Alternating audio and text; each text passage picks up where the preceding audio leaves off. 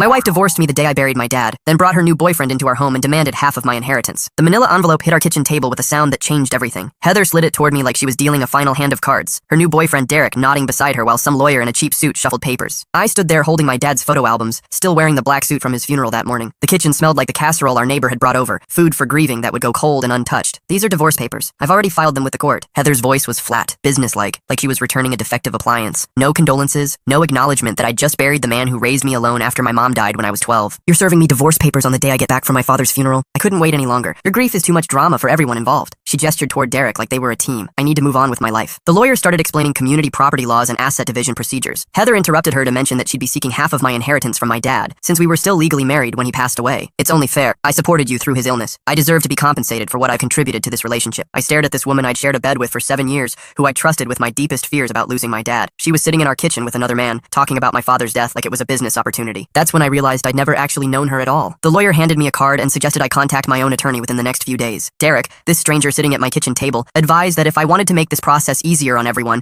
I should consider agreeing to Heather's terms rather than fighting them in court. They left me sitting alone with divorce papers and the sound of my dad's voice in my head, asking me to take care of Heather and give her his love. The next morning I woke up in our guest bedroom, since Heather had apparently moved back into our house while I was at the funeral. She was making coffee in the kitchen like nothing had happened, humming some tune I didn't recognize. We need to talk about logistics, she said without looking at me. Derek thinks it would be better if you stayed somewhere else while we sort out the legal details. Derek thinks? I poured myself coffee from the pot she'd made. This is my house too. Actually, it's going to be complicated. My lawyer says the mortgage payments might factor into the asset division, especially with the inheritance money coming in. She had it all figured out. The timeline, the legal strategy, the financial calculations. While I'd been sitting vigil in a hospital room, she'd been planning how to maximize her profit from my dad's death. I grabbed my laptop and drove to a coffee shop across town, needing space to think and make phone calls without her listening to every word. I called my brother-in-law Justin, married to my dad's younger sister. She what? Justin's voice cracked through the phone. Jesus, she served you papers at the funeral? The day I got back, she was sitting in our kitchen with her lawyer and some guy named Derek. Derek who? How long has this been going on? That's when Justin told me something that made my stomach drop. Heather had called him 3 weeks before my dad died, asking casual questions about inheritance laws and whether assets received during marriage were considered community property. She'd been researching her exit strategy while my dad was dying in hospice care, which is how I ended up sitting in that coffee shop parking lot with a dead phone and a shaking hand, realizing my wife had been planning to rob me blind since before my father was even buried. Here's what that day was supposed to look like. I was supposed to drive home from the small mountain town where my dad had lived his entire life. Population maybe 3,000. I was supposed to have a quiet evening with my wife, maybe look through the photo albums together, share stories about the man who'd walked her down the aisle at our wedding because her own father had passed years earlier. My dad had been battling pancreatic cancer for 2 years. I'd been making the drive every other weekend to help him with doctor appointments, yard work,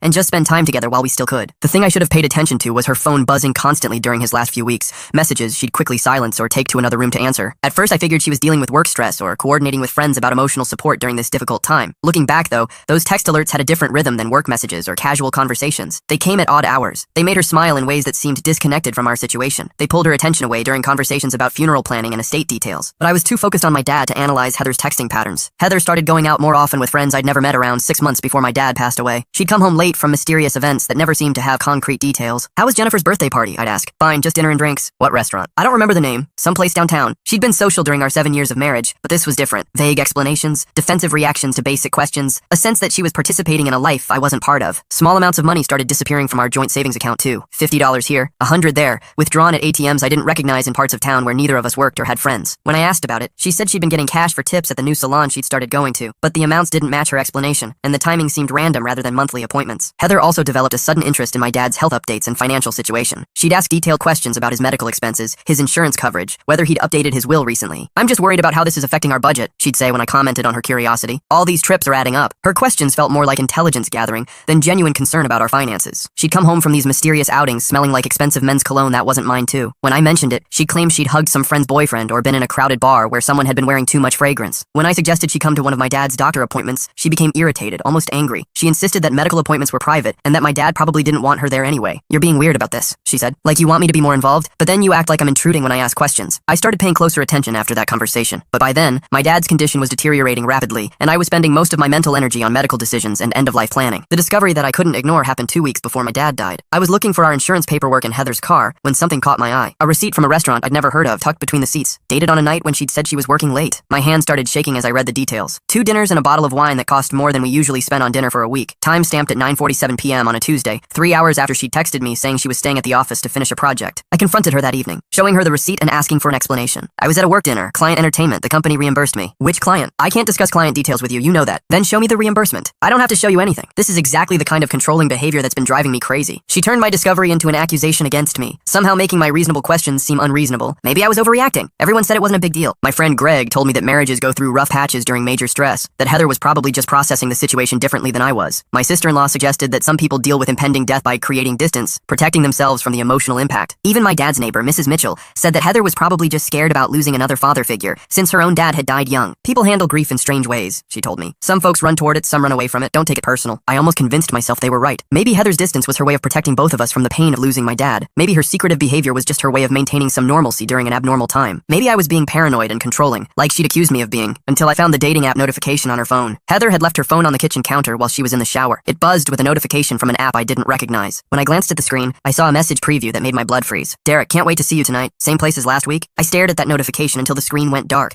trying to convince myself there was some innocent explanation. Maybe Derek was a coworker. Maybe it was about a group event. Maybe I was misunderstanding the context. But I wasn't misunderstanding anything. When Heather came out of the bathroom, I handed her the phone without saying anything. She looked at the screen, saw that the notification had been viewed, and immediately went on the attack. You were going through my phone? It was sitting right there, the notification popped up. That's an invasion of privacy. I can't believe you'd violate my trust like that. Who's Derek? He's a friend from work. We're planning a surprise party for someone in my department. What kind of surprise party requires meeting at the same place as last week? I don't have to explain every detail of my social life to you. This paranoid jealousy is exactly why I need space to figure out what I want. Again, she'd flipped my legitimate concern into evidence of my character flaws, but this time I didn't back down. I waited until she left for one of her mysterious evening events. Then I did something I'd never done in 7 years of marriage. I logged into our cellular account online. What I found made me physically sick. Months of text messages and phone calls with Derek's number, starting in March and increasing in frequency through the summer. Hundreds of messages, some sent at midnight or later, others during work hours when she should have been focused on her job. I printed out 3 months of phone records and highlighted every interaction with Derek's number. The pattern was undeniable. This wasn't casual friendship or work collaboration. This was constant communication with someone who had become central to her daily life. The records also showed something that broke what was left of my heart. She'd been texting and calling Derek during my dad's final weeks, including the day he was admitted to hospice care and the night he died. While I was holding my father's hand as he took his last breath, she was sending messages to another man. I photographed the dating app notification before it could disappear, made copies of the phone records and stored them in a safe deposit box at our bank, started keeping a journal of her comings and goings, noting discrepancies between her stated plans and her actual behavior. But I needed more than phone records to prove what was really happening. The next test came when I called her office pretending to be a delivery driver with a package for her. The receptionist told me that Heather had left early that day for a dentist appointment, but Heather had texted me that she was working late and wouldn't be home until after 9. I drove to her office parking lot and confirmed that her car wasn't there. Then I drove to the restaurant where I'd found that expensive dinner receipt. When I pulled into the parking lot, my stomach dropped. Her car was parked right out front. Through the window, I saw her laughing over wine with a man I didn't recognize. Derek, presumably, while I thought she was stuck at work dealing with deadlines. I took photos of her car in the parking lot,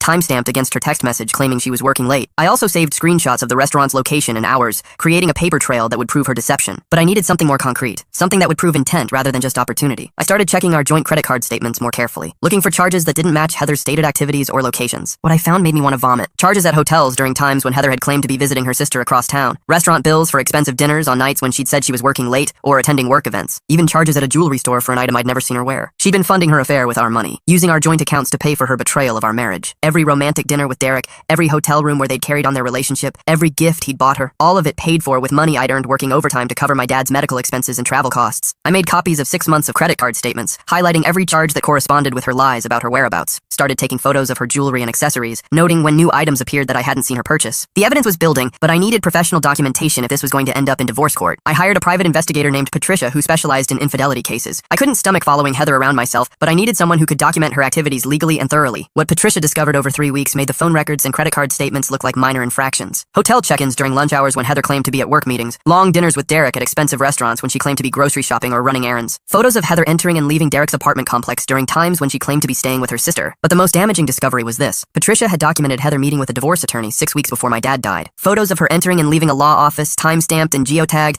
proving that she'd been planning her exit strategy while I was focused on my father's declining health. The investigator's report included witness statements from restaurant staff who recognized Heather and Derek as regular customers, hotel records showing multiple bookings under Derek's name with Heather listed as his companion, even parking tickets that placed Heather's car at Derek's apartment complex during times when she claimed to be elsewhere. Patricia's report painted a complete picture of systematic deception spanning 8 months. Heather hadn't just been having an affair, she'd been living a completely separate life, funded by our joint finances, while I was spending my savings and vacation time caring for my dying father. And that's when I realized she wasn't just betraying me, she was trying to erase my dad's memory too. That's when the blowback started. Heather's behavior toward me grew increasingly hostile as I asked more questions and paid closer attention to her comings and goings. She started accusing me of being obsessive and controlling, claiming that my suspicions were evidence of my deteriorating mental state. "You're becoming paranoid," she told me one evening when I asked why she'd come home 3 hours later than expected. "This obsession with tracking my every move is unhealthy. Maybe you should talk to someone about your grief issues." She began making comments to mutual friends about my erratic behavior and unhealthy obsession with her activities. Friends started calling to check on me, expressing concern about how I was handling my dad's illness and the stress it was putting on my marriage. Heather also started working longer hours, or claiming to, staying at the office until 8 or 9 most nights, and leaving early on weekend mornings for work projects that never seemed to have clear objectives or endpoints. She was systematically reducing the amount of time we spent together, making it harder for me to track her actual activities. Her physical behavior toward me changed too. No more casual touches, goodbye kisses, or shared meals. She moved through our house like I was a roommate she barely tolerated rather than her husband of 7 years. Our bedroom became a cold, silent space where we slept on opposite sides of the bed without speaking. Most cruelly, she started using my dad's condition as a weapon against me. She'd make comments about how my obsession with his medical care was affecting my judgment, how my frequent trips to visit him were unhealthy, how my grief was making me impossible to live with. "You care more about a dying man than your living wife," she said during one particularly vicious argument. "It's like you want him to die so you can play the grieving son and get sympathy from everyone." She was rewriting the narrative of our relationship, positioning herself as the victim of my emotional instability rather than the perpetrator of systematic deception and betrayal. 2 weeks before my dad died, Heather announced that she needed space to figure out what she wanted from our marriage. She said she was going to stay with her sister across town for a few weeks while she decided whether our relationship was worth saving. "I can't handle being around all this negative energy," she explained while packing a suitcase. "Your grief is affecting my mental health, and I need to take care of myself." I was devastated but tried to be understanding, still believing at that point that our problems were related to the stress of my dad's illness rather than her calculated betrayal. "Take all the time you need," I told her. "I love you, and I want us to work through this." She just nodded and said she'd call me in a few days, but she didn't call. Instead, she used her absence from our house to spend more time with Derek while maintaining the fiction that she was at her sister's place processing her feelings about our marriage. When my dad took his final turn for the worse, I called Heather from the hospital parking lot. I needed her support more than I'd ever needed anything in my life. I left a voicemail explaining that my dad was dying and that I didn't want to face this alone. She texted me back 6 hours later saying she was sorry to hear about my dad's condition, but that she couldn't handle being around all that emotional intensity right now. She said she'd call me after everything was over. I read that text message while sitting in a hospital chair next to my unconscious father. I felt something break inside me that I didn't know could break. My dad passed away on a Friday morning at 6:23 a.m. I was holding his hand, alone in a sterile hospital room that smelled like disinfectant and dying flowers from previous visitors. The last thing he said to me, 2 days earlier when he was still lucid,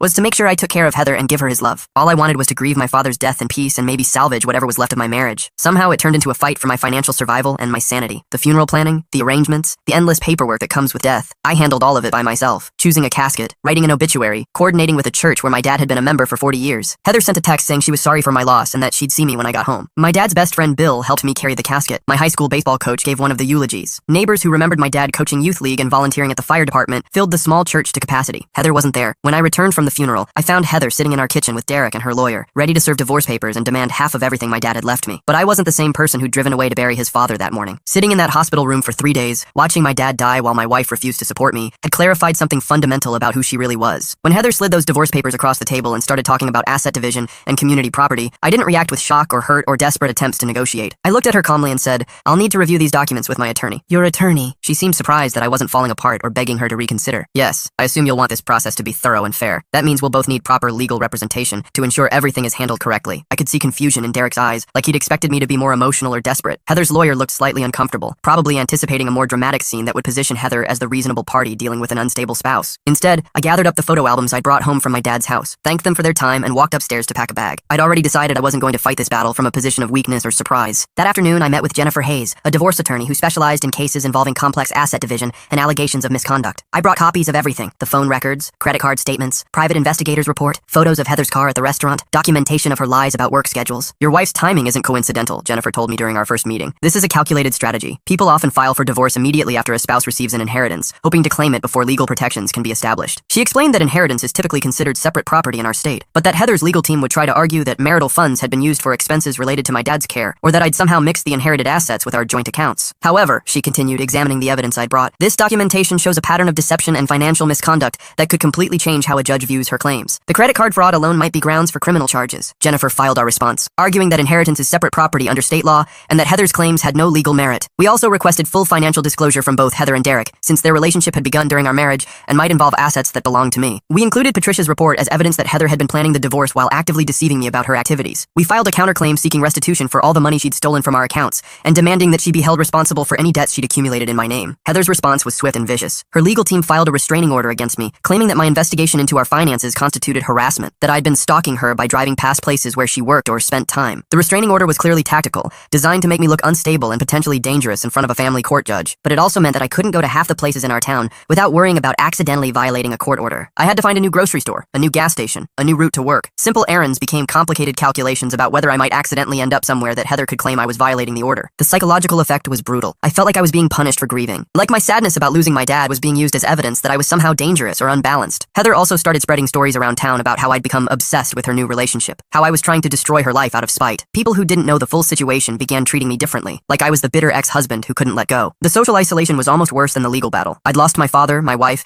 and now my reputation in the community where we lived together. Every trip to the bank or the post office meant potentially running into someone who'd heard Heather's version of events. My work started suffering too. It was hard to focus on construction schedules and budget meetings when I was spending my lunch breaks on the phone with lawyers, and my evenings reviewing legal documents. My boss was understanding about the divorce, but less patient with my distraction and declining performance. 6 months into the legal process, the stakes escalated beyond just money and reputation. Heather's legal team filed motions claiming that my harassment and stalking behavior made me unfit to manage my father's estate. They argued that someone who would abuse the legal system to attack his ex-wife shouldn't be trusted with significant financial assets. If successful, this motion would have transferred control of my inheritance to a court-appointed trustee, effectively stealing my father's legacy through legal maneuvering. I made the decision to take a leave of absence from work and focus entirely on the case. I used some of my dad's life insurance money to cover my expenses and legal fees. It felt like I was dishonoring his memory, but it seemed like the only way to protect what he'd left me. The leave of absence also gave me time to focus completely on building our case. I spent weeks organizing documents, creating timelines, and working with Jennifer to prepare for depositions and court hearings. What we discovered during the discovery process shocked even Jennifer. Heather's bank records revealed that she'd been transferring money from our joint savings account to a personal account I didn't know existed. Small amounts at first, $50 or $100 at a time, but it had been going on for almost a year. She'd stolen nearly $4,000 from our shared finances while planning to leave me. Credit reports showed that she'd opened a credit card in my name without my knowledge, used it to buy gifts for Derek, expensive dinners, weekend hotel stays, even jewelry. She'd been funding her affair with my money and my credit, accumulating debt that I would be responsible for if we didn't fight it in court. Derek's financial records showed that he'd been paying for expensive vacations and gifts for Heather, including a weekend trip to wine country that had happened while my dad was in hospice care. She told me she was visiting her college roommate that weekend. But the most devastating discovery came when we found emails between Heather and her sister discussing her plans to leave me. Messages dated from more than 2 years earlier, long before my dad's diagnosis. Messages showing her complaining about our marriage and researching divorce lawyers. Her entire story about needing space to figure things out was a lie. About my grief being too much for her to handle. About not being able to support me through my dad's illness. All of it was fiction designed to position herself for a better divorce settlement. She hadn't left me because I was grieving. She'd been planning to leave me for years and had simply waited for the most advantageous moment to execute her plan. The text message evidence was even worse. Detailed conversations between Heather and Derek about waiting for the right time to file for divorce. Discussions about my dad's health and how his death might affect their timeline for going public with their relationship. In one message from 2 weeks before my dad passed, she'd written to Derek, "Once the old man dies, I'll have leverage to get a better settlement. Just need to wait for the money to clear." My dad wasn't even a name to her. He was the old man whose death represented a financial opportunity. We also discovered that Heather had been researching my father's assets and health condition online, using public records and social media to track his medical appointments and financial situation. She'd been planning her divorce strategy based on information about my dad's condition that I'd shared with her in confidence. Most disturbing of all, we found evidence that she'd hired her own private investigator to follow me, to gather information about my visits to my father. The investigator's report included detailed notes about my dad's house, his car, his daily routines, and his apparent health status. Heather hadn't just been planning to leave me. She'd been conducting surveillance on my dying father to better position herself for a divorce settlement. After that, everything shifted. During my deposition, Heather's lawyer spent 4 hours questioning me about every conversation I'd had with my dad about money, every dollar I'd spent visiting him, every decision I'd made about his medical care. They were trying to build a case that I'd somehow influenced him to leave me everything, that my inheritance was the result of manipulation rather than a father's love. Did you ever discuss your wife's financial needs with your father? Of course, he cared about our future together. Did you tell him that Heather would benefit from any inheritance you received? He knew we were married. He assumed we'd share whatever he left me. So you did discuss the inheritance with him. I discussed our plans for the future, yes. Did you encourage him to leave you more money than he might have otherwise? Sitting in that conference room, answering invasive questions about the most painful period of my life, while Heather sat across from me taking notes with her lawyer, I realized what was really happening. She wasn't just trying to take my money. She was trying to destroy my memory of my relationship with my dad. Every question was designed to suggest that I'd been manipulating a dying man for financial gain, that my grief was somehow calculated, that my love for my father had been contaminated by greed. That's when something fundamental shifted in me. I stopped being hurt and started being angry. After the deposition, I told Jennifer to stop trying to negotiate a settlement and start fighting back as aggressively as possible. I want to expose everything, I told her. Every lie, every theft, every manipulation. I don't care what it costs. Jennifer smiled for the first time since I'd met her. Now we're talking. We filed counter motions requesting Heather's complete financial records going back 5 years, including her income, expenses, and any gifts or support she'd received from Derek or anyone else during their affair. We subpoenaed her employer's records to verify her claimed work schedule during the times she'd said she was at work events. We also filed for sanctions against Heather's legal team for the frivolous harassment claims, for attempting to use false allegations to gain advantage in the divorce proceedings. If she wanted to make this about money and dishonesty, we were going to expose exactly how dishonest she'd been about money. The counter-discovery process took 3 months and revealed a level of deception that shocked even Jennifer. Heather's employer confirmed that there had been no work events on most of the nights she'd claimed to be out for professional reasons. She'd been lying about her whereabouts for almost a year. We found evidence that Heather and Derek had been living together in his apartment for months, while she maintained the fiction of staying with her sister. Utility bills and lease agreements showed that she'd been listed as a resident at his address since 2 months before my dad died. Bank records revealed that Derek had been supporting Heather financially throughout their relationship, paying her car insurance, cell phone bills, and even contributing to her personal spending money. She'd been essentially married to him while still legally married to me, using his financial support to maintain her lifestyle while planning to take half of my inheritance. But the most damaging discovery was this. Heather had been in contact with multiple divorce attorneys over a period of 18 months, shopping around for the best strategy to maximize her settlement. Email correspondence showed detailed discussions about timing, asset protection, and strategies for portraying me as an unfit or unstable spouse. One attorney had advised her to document any instances of controlling behavior or emotional instability on my part, leading to her pattern of provoking arguments and then claiming I was becoming increasingly difficult to live with. Another attorney had suggested that she establish a pattern of being the primary income earner or household manager, which explained her sudden interest in taking over our finances and her claims that she'd been supporting me through my dad's illness. The final confrontation came during a settlement conference that the court had ordered before scheduling a trial. Heather, Derek, and her legal team sat on one side of a conference table, while Jennifer and I sat on the other. A mediator attempted to negotiate a resolution. Heather's lawyer opened by reiterating their position that she deserved half of my inheritance plus alimony and a portion of our joint assets. They claimed that her affair was irrelevant to the financial aspects of the divorce and that her planning ahead showed practical thinking rather than malicious intent. I looked directly at Heather for the first time in months. I'd like to know exactly what support you provided during my father's illness. I maintained our household while you were absent. I managed our finances and provided emotional stability during a difficult period. I slid a copy of her credit card statements across the table, highlighted the charges for hotels and restaurants during the weeks leading up to my dad's death. These are charges for hotel rooms and romantic dinners with Derek while I was in the hospital with my dying father. Can you explain how that constituted providing me with emotional stability? Her lawyer tried to object to my direct questioning, but the mediator allowed Heather to respond. I needed support too. You weren't available to meet my emotional needs. I placed a copy of the text message where she'd referred to my dad as the old man, whose death would give her leverage for a better settlement. And this message to Derek, where you discussed waiting for my father to die so you could get more money, was that also about meeting your emotional needs? Heather's face went white. Her lawyer hadn't seen that particular piece of evidence. It was clear from his expression that it changed his assessment of their legal position. The mediator reviewed the documents I'd presented, along with the private investigator's report, the evidence of credit card fraud, and the proof that Heather had been living with Derek while claiming to need space to work on our marriage. Mrs. Heather, he said finally, given the evidence of misconduct and deception presented here, I have to advise you that pursuing your current claims could result in significant financial consequences for you, including potential criminal charges and liability for attorney fees. The room fell silent. Derek, who had been nodding supportively throughout Heather's lawyer's opening statement, suddenly looked uncomfortable and distant. Heather's lawyer asked for a brief recess to discuss options with his client. When they returned 20 minutes later, their position had completely changed. We're prepared to offer a settlement, her lawyer announced. Ms. Heather will relinquish all claims to the inheritance and joint assets, take responsibility for the debts accumulated in Mr. Name's name, and pay restitution for funds inappropriately taken from joint accounts. Jennifer and I had discussed this possibility, but I hadn't expected such a complete capitulation. I looked at Heather,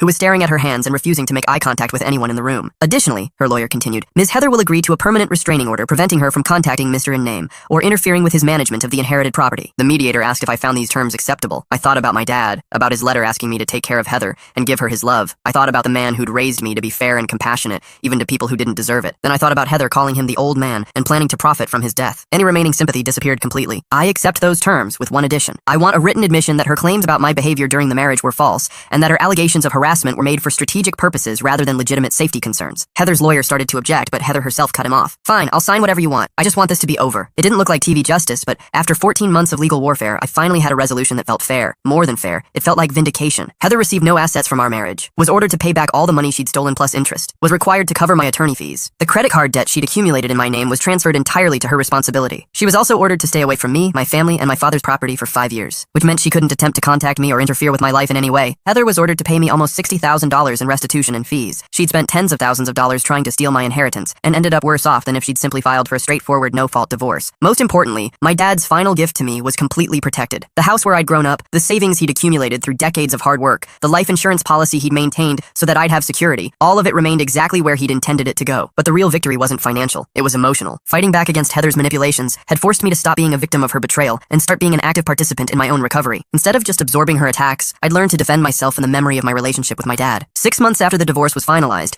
I made the decision to move back to my hometown and live in my dad's house. The suburban life that Heather and I had built together felt hollow now that I understood how little of it had been real. My dad's house needed significant work, new roof, updated plumbing, fresh paint throughout, but it felt like home in a way that nowhere else had since he'd died. I could walk through rooms full of memories of him, tend the garden he'd loved, sit on the porch where we'd had our last real conversation before he got too sick to talk much. I quit my project management job and started a small construction business, using skills my dad had taught me and connections I'd made over the years. Working with my hands, building things that would last, felt more meaningful than managing other people's projects for a corporate salary. Living in my hometown also meant I was closer to the friends and extended family who'd known my dad, who could share stories about him that helped keep his memory alive in ways that went beyond just missing him. Bill, my dad's best friend, became a regular dinner companion. He'd bring over groceries and we'd cook together, sharing stories about my dad dad's younger days that I'd never heard. Mrs. Mitchell would stop by with baked goods and updates on neighborhood gossip that my dad would have found amusing. I also started attending grief counseling, something I probably should have done immediately after my dad died but had been too distracted by the divorce to pursue. The therapist helped me separate my grief about losing my father from my anger about Heather's betrayal. They'd become tangled together in ways that made both harder to process. Grief and betrayal are different kinds of pain, she told me, but when they happen simultaneously, people often try to resolve them both the same way. You can't fight your way through grief the way you fought through your divorce. Learning to grieve properly, without the complication of legal battles and financial stress, helped me understand how much my dad's death had actually affected me. The sadness I'd been avoiding while fighting Heather finally had space to exist without being weaponized against me. 8 months after moving back home, I met Lisa at a grief support group in the next town over. She'd lost her mother 2 years earlier to breast cancer and understood the complicated emotions that come with losing a parent to a long illness. She also understood why trust didn't come easily for me anymore. Her own divorce, finalized just before her mother's death, had taught her about people who see crisis as opportunity. Our relationship developed slowly, built on honesty about our respective damage and shared experience with loss. We'd meet for coffee after support group meetings,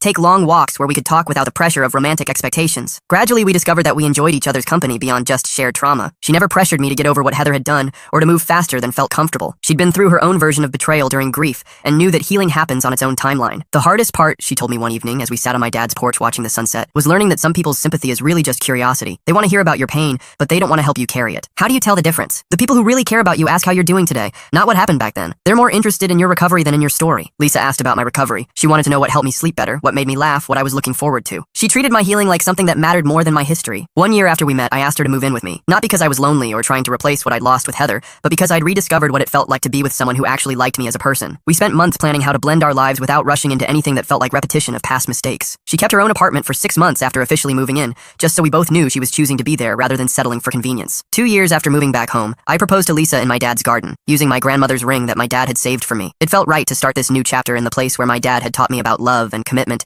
and taking care of the people who matter to you. The wedding was small, held in the backyard where my dad had hosted every family barbecue and birthday party of my childhood. His absence was still painful, but his presence was everywhere. In the oak tree he'd planted when I was born, in the flower beds he'd tended for 30 years, in the stories that everyone shared about him. Bill walked Lisa down the aisle, since both our fathers were gone. Mrs. Mitchell made the wedding cake using my dad's favorite recipe for chocolate frosting. The local pastor who'd conducted my dad's funeral service performed our ceremony, connecting the end of one chapter with the beginning of another. Heather sent a card congratulating us on our marriage. I handed it to Lisa without opening it, and she threw it away without asking what it said. 3 years after the wedding, we had our first child, a daughter we named Grace after my dad's mother. As I held her in the hospital room, I thought about the kind of father I wanted to be, the kind of values I wanted to pass on to her. I thought about my dad, who'd raised me to believe that family meant showing up for each other no matter what, who'd worked 2 jobs to give me opportunities he'd never had, who'd faced his own death with dignity while worrying about whether he'd prepared me well enough for life without him. He'd prepared me better than either of us had realized. The hardest year of my life had taught me lessons about resilience, integrity, and the difference between people who love you and people who use you. Last month, I got a call from Jennifer. Heather was filing for bankruptcy and trying to discharge the restitution she owed me as part of our divorce settlement. She'd apparently spent the last few years living beyond her means with a series of boyfriends, accumulating debt that she couldn't repay. Jennifer asked if I wanted to fight the bankruptcy discharge, which would require more legal fees and time. I thought about it for about 10 seconds before telling her to let it go. I didn't need Heather's money. I had my dad's house, a business I'd built with my own hands,